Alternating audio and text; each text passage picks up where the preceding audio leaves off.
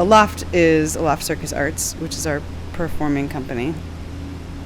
My name is Shayna Swanson, and I wear a lot of hats. I'm the artistic director of Aloft. I'm the founder of Aloft. I'm a performer myself.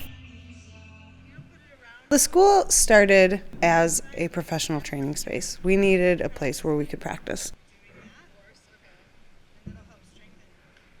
I get real bored of things when they get too corporate. I'm not a circus mogul yet. I'm not a circus mogul until I have millions of dollars. I just completed the full-time training program at Aloft. My concentrations in the full-time training program were object manipulation and suspended dance. You have to hustle. And it's also, you have to be your own promoter. You have to be your own doctor in a lot of ways, masseuse, sort of physical therapist, nutritionist, write, compose, edit music.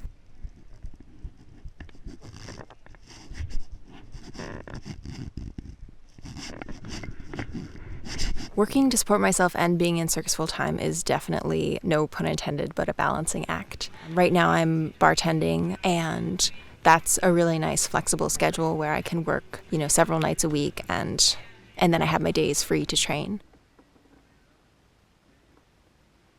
All my life circus.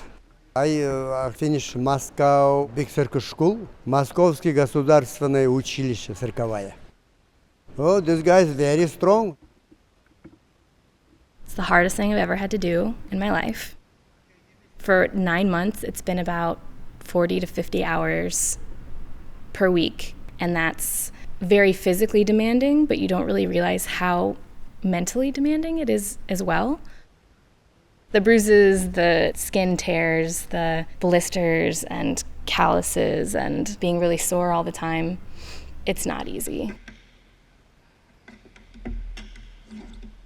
In the clowning that I like the most, there's just there's innocence and pure fun and laughter.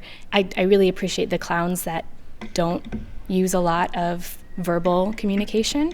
They do so much with their eyebrows and their hands and to try and communicate to the audience. And I think it's almost like letting someone in on a secret. It's more intimate than talking.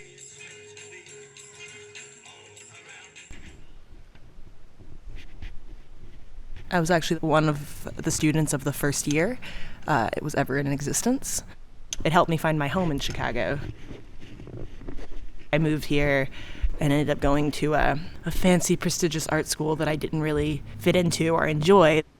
I describe aerials as performance art, which is funny because the art school I went to, when I started doing circus, they told me, oh, well, that's not art, that's entertainment.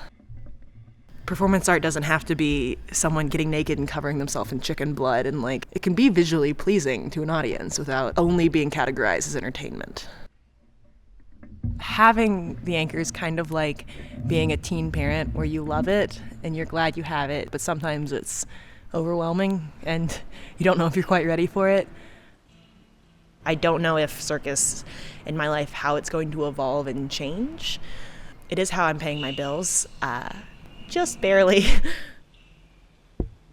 If I ever go on a cruise ship, I'm not going to so much be doing anything creative or narrative. That will be very much spectacle. But then I have versions that are a little bit more for me that I know I'm probably never going to get hired for, that is like creating art.